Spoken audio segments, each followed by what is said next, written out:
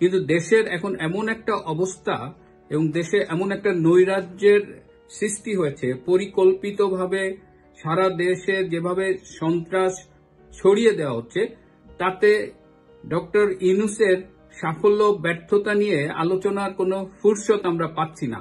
এই ফাঁকে সে খুব চামে চামে পার পেয়ে যাচ্ছে আর কি। তো আসুন আমরা একটু দেখি যে গত 6 মাসে ডক্টর ইউনূস কি কি অর্জন করলেন এবং কি কি বিষয়ে সফল হলেন। 2-3 দিন আগে আমি বন্ধুদের সাথে কথা বলছিলাম, তো আমি বললাম যে ডক্টর ইউনূস, যাকে দেশবাসী এত বড় একটা সেলিব্রিটি মনে করত, একটা গ্লোবাল ফিগার মনে করত, এই মানুষটা যে এত দ্রুত ব্যর্থ হয়ে যাবেন আমি ভাবতে পারিনি। অমনি আমার এক বন্ধু তিনি এই বিষয়টা পিক করলেন এবং বললেন যে ডক্টর ইউনূস কি আসলেই ব্যর্থ হয়েছে, নাকি এটা আফসোস লীগের অপপ্রচার। এবং আমার বন্ধু ডক্টর ইউনূসের পক্ষে বেশ কিছু যুক্তি দিলেন। তার মধ্যে একটা যুক্তি আবার একদম কানে গিয়ে লাগলো, যে ডক্টর ইউনূস শীর্ষ পর্যায়ে থেকেও কোনো রকমের দুর্নীতি করেননি। আরো কিছু ব্যাখ্যা দিয়েছে, যেগুলো আসলে আপনাদের বলে আমি আপনাদের হাসাতে চাই না। তো আসুন আমরা দেখি যে ডক্টর ইউনূস ব্যক্তিগতভাবে শীর্ষ পদে বসে, সরকারের শীর্ষ পদে বসে, যে আসলেই কতটুকু দুর্নীতি মুক্ত বা কোনো সুযোগ সুবিধা নিয়েছেন কিনা।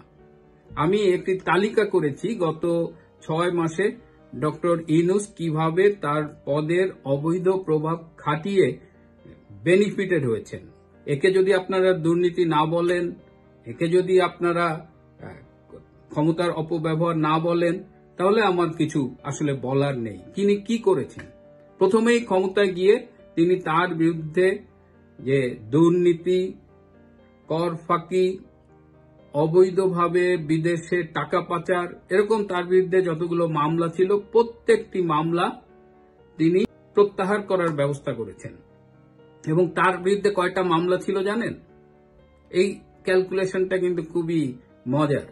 ধরেন 10 জন মিলে একটা মামলা করলো তার বিরুদ্ধে, তিনি কিন্তু বলবেন না যে তার বিরুদ্ধে একটা মামলা, তিনি বলবেন তার বিরুদ্ধে 10টা মামলা, কারণ 10 জন মিলে তার বিরুদ্ধে মামলা করেছে। তো এই হিসেবে তার বিরুদ্ধে যে মামলাই হোক তিনি বলেন যে তার বিরুদ্ধে 178টা মামলা, তার মানে 178 জন তার বিরুদ্ধে মামলায় সামহাউ কানেক্টেড। তো সেই মামলাগুলোর ফের তিনি, আপনারা জানেনই, সব প্রত্যাহারের ব্যবস্থা করেছে।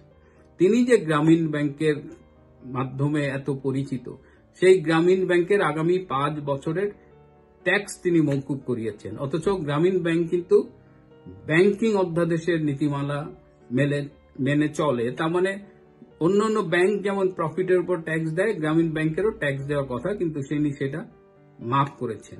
তার গ্রামীণ কল্যাণের 666 কোটি টাকার একটি ট্যাক্স দেওয়ার কথা ছিল, তিনি সেটিও মাফ করেছেন। তিনি গ্রামীণ বিশ্ববিদ্যালয়ের পারমিশন বের করেছেন, তিনি গ্রামীণ মেডিকেল কলেজ এবং একটা বড় হসপিটালের পারমিশন বের করেছেন। তিনি বিকাশের মতো, ধারণা করা হয় সেটা বিকাশের চেয়েও বড় হবে, যে একটা গ্রামীণ ডিজিটাল ওয়ালেটের পারমিশন বের করেছেন। তিনি গ্রামীণ টেলিকম ফান্ডে 3000 কোটি টাকা, এটা অনেক দিন ধরে আছে, এই টাকাটা ট্যাক্স দিতে হবে, কিন্তু তিনি ট্যাক্স দেননি। তিনি এখন কি করেছেন? গ্রামীণ টেলিকম ট্রাস্ট গঠন করেছেন। এই ট্রাস্ট গঠনের পারমিশনটা কিন্তু এতদিন ছিল না। এখন কি করবেন? গ্রামীণ টেলিকম ফান্ডের এই 3000 কোটি টাকা তিনি ট্রাস্টে ট্রান্সফার করবেন এবং ট্রাস্টের সম্পত্তি ট্যাক্স ফ্রি, সুতরাং তিনি 3000 কোটি টাকার ট্যাক্স সরকারকে দেবেন না। গ্রামীণ শক্তির ইটকল, একটা উন্নয়ন সংস্থা যেটা ঋণ দেয় ডেভেলপমেন্টের জন্য, ইটকলের কাছে 450 কোটি টাকার একটা লোন আছে, সেই লোনটা মাফ করে দেওয়ার জন্য তিনি অর্থ মন্ত্রণালয়ের মাধ্যমে প্রসেস করছেন এবং ধারণা করা হয় যে এটিও মাফ হয়ে যাবে। গ্রামীণ ব্যাংকের যে 1983 সালের যে অধ্যাদেশ হয়েছিল, সেখানে সরকারি মালিকানা ছিল 25% আর 75% ছিল ঋণ গ্রহীতাদের। এখন নতুন প্রস্তাবিত নীতিমালায় তিনি সরকারের মালিকানা 5%-এ নামিয়ে আনার প্রস্তাব করেছেন। এছাড়া সরকারের পক্ষ থেকে পরিচালনা বোর্ডে 3 জন মনোনীত ডিরেক্টর থাকতে পারতেন, তিনি এখন সেটা 1 জন করবেন। তো সংক্ষেপে এই হলো ডক্টর ইউনূসের ব্যক্তিগতভাবে বা প্রাতিষ্ঠানিকভাবে উপকৃত হওয়ার নমুনা, এবং পুরোটাই করেছেন সরকারি ক্ষমতার অপব্যবহার করে।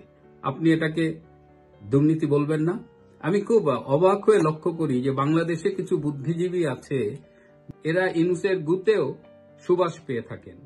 তো এইটা শুধু আমি একটা লিস্ট করেছি, আমি আপনাদের 7-8টা বললাম, কিন্তু সেই তালিকায় 16টা এরকম অভিযোগ আছে যে তিনি ব্যক্তিগত ক্ষমতার অপব্যবহার করে এই বেনিফিটগুলো নিয়েছেন। এরপরে তার উপদেষ্টাদের কথা বলি। এক, আসিফ নজরুল যে দুর্নীতি করেছেন, দুর্নীতি করে অর্থ সম্পদ উপার্জন করেছেন এই 6 মাসে, তা বাংলাদেশের 10 জন মন্ত্রী মিলেও 5 বছরে উপার্জন করার কথা ভাবতেই পারেনি। ছাত্র সমন্বয়কদের কথা আপনারা জানেন, যাদের রিকশায় চলার পয়সা ছিল না, তারা এখন এক একদিন এক একটা গাড়িতে চলেন। এদের বিরুদ্ধেও প্রচুর টাকা বিদেশে পাচারের অভিযোগ এসেছে। এরা বিটকয়েন কিনছেন, এরা হুন্ডির মাধ্যমে বিদেশে টাকা পাঠাচ্ছেন, এদের বিরুদ্ধে অনেক অভিযোগ, এবং এইগুলো তো দুর্নীতির অভিযোগ। এরপরে আসেন তো সরকার কেমন দেশ চালাচ্ছে। একটা সরকারের সাফল্য আমরা কিসে দেখি?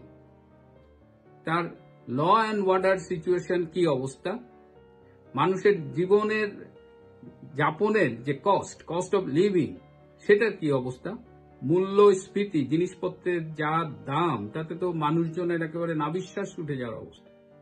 এমপ্লয়মেন্ট তৈরি করা, কর্মসংস্থান সৃষ্টি করা, সেটি তো কিছু কোটায় ছাত্র সমন্বয়কদের নিজেদের লোকজন ছাড়া কর্মসংস্থান খুবই খারাপ অবস্থা।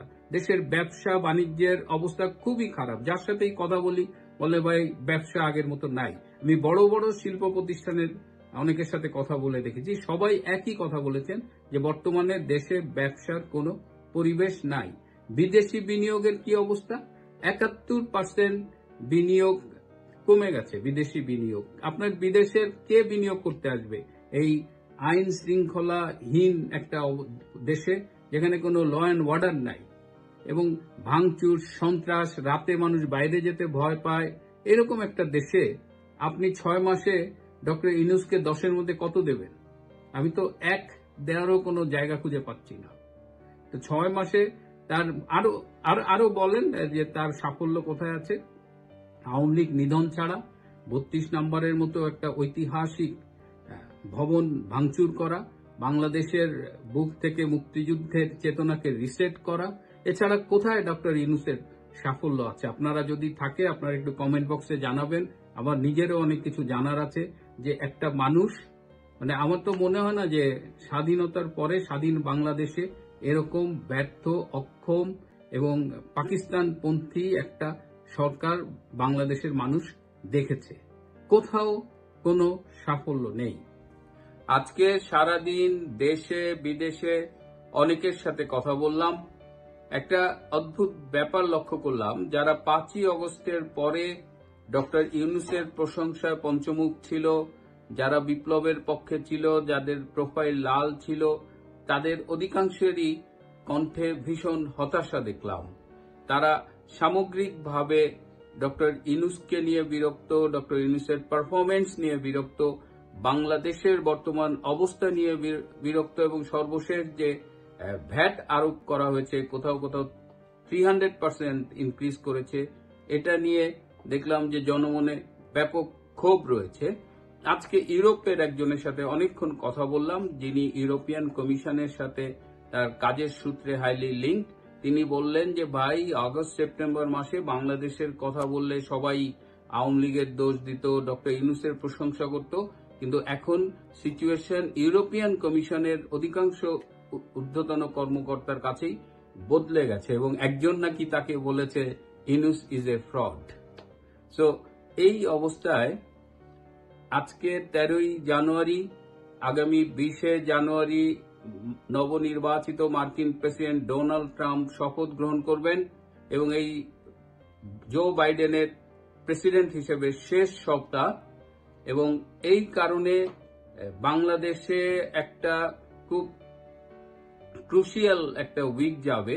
আপনারা জানেন যে 19শে জানুয়ারি যে পঞ্চদশ সংশোধনী আংশিক বাতিল করেছে কোর্ট, তার উপরে সুপ্রিম কোর্টের একটা হিয়ারিং আছে। সুপ্রিম কোর্ট একটা ডিরেকশন দিবে, তাদের মতামত জানাবে।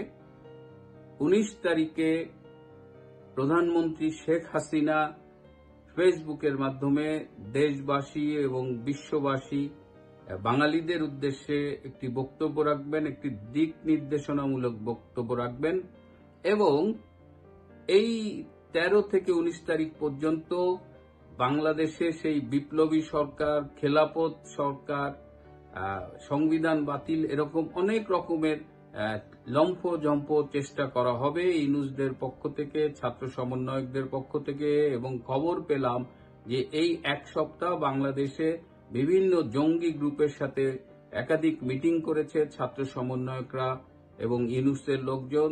তাদের কিন্তু তাদের মরণ কামড় দেওয়ার একটা ইচ্ছে আছে। এই এক সপ্তাহ আপনারা একটু সাবধানে থাকবেন। এই এক সপ্তাহ একটা টার্গেট কিলিং এরও অ্যাটেম্প্ট নেওয়া হতে পারে এই জঙ্গিদের পক্ষ থেকে। জঙ্গিরা বিভিন্ন জায়গায় মিটিং করছে, ইভেন জেলের মধ্যেও জঙ্গিদের নিয়ে মিটিং করা হচ্ছে। So be careful for next 1 week. এবং এর মধ্যে দেখেন হাইকোর্ট কি রায় দেয়।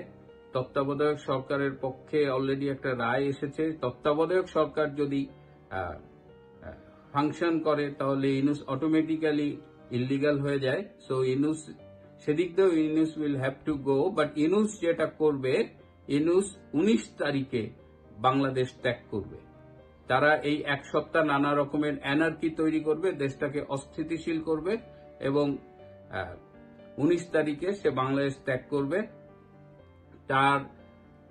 সে অনেক জায়গায় ফোন করেছে, সে একটা সেফ এক্সিট এনশিওর করতে চেয়েছে, কিন্তু কেউ তার সেফ এক্সিটের ব্যাপারে কথা বলেনি বা নিশ্চয়তা দিতে পারেনি। বলেছে এটা বাংলাদেশের সিচুয়েশন, বাংলাদেশের মানুষের উপর ডিপেন্ড করে। এখানে বাংলাদেশের এই বিষয়ের আমাদের আরো কিছু স্টেক হোল্ডার আছে, তাদের উপরে ডিপেন্ড করে। সো ইউনূস যেসব মুরব্বীদের কাছে ফোন করেছিল তারা কেউ তার সেফ এক্সিট এনশিওর করতে পারেনি। সো এদিক দিয়ে একটু একটা কনফিউশন আছে। ইউনূস মরিয়া হয়ে চাচ্ছে যে তাকে আমেরিকান কোন কূটনীতিকের সাথে কোন বিমানে করে দেশটাকে সুযোগ করে দেওয়া হোক এবং এই মুহূর্তে তিনি ইটালি অথবা প্যারিস যেতে চাচ্ছেন, কারণ এই দুটো দেশেই তার সম্মানসূচক নাগরিকত্ব আছে। ইটালির একটা শহর এবং প্যারিস তাকে সম্মানসূচক নাগরিকত্ব দিয়েছিল। তো সে এই দুটো দেশের একটা যাওয়ার চিন্তা করছে, আর এগুলো যদি না হয় তার তো প্ল্যান বি ইস্তিমুর আছেই। সুতরাং এই এক সপ্তাহ বাংলাদেশে অনেক অঘটন ঘটানোর চেষ্টা করা হবে এবং 19 তারিখে আমরা বেশ কিছু ঘটনা দেখব। এবং এর মধ্যে আরেকটা জিনিস বলে রাখি যে কদিন আগে যে ভারতে American national security adviser Jake Sullivan এসেছিলেন, জেক সুলিভান শেখ হাসিনার সাথে যোগাযোগ করার আকাঙ্ক্ষা ব্যক্ত করেছিলেন, কথা বলার কিংবা দেখা করার, কিন্তু শেখ হাসিনা স্পষ্ট তাকে না বলে দিয়েছেন। শেখ হাসিনা তার সাথে দেখা করা বা কথা বলেননি। তো এটাও একটা ইম্পর্টেন্ট ইনফরমেশন টু শেয়ার। আর একটু কেয়ারফুলি আমাদের অবজার্ভ করতে হবে এই জঙ্গি, এই সমন্বয় গোষ্ঠী, জামাত, শিবির, এই ইউনূস সবাই মিলে এটাই তাদের শেষ সপ্তাহ। এরপরে তাদের কাউন্টডাউন শুরু হয়ে যাবে। ইউনূস তো যদি 19 তারিখে পালিয়ে গিয়ে যদি ফিরেও আসে, সেই ফেরাটা আর দীর্ঘদিনের জন্য হবে না। সুতরাং এই ইনফরমেশনটা আমার কাছে আজকে সারাদিনে ছিল, এটা আপনাদের কাছে দিলাম। আজ এ পর্যন্তই। ভালো থাকবেন, সুস্থ থাকবেন এবং যারা আমার চ্যানেলটা এখনো সাবস্ক্রাইব করেননি তাদের প্রতি অনুরোধ থাকবে এই চ্যানেলটা সাবস্ক্রাইব করবার জন্য।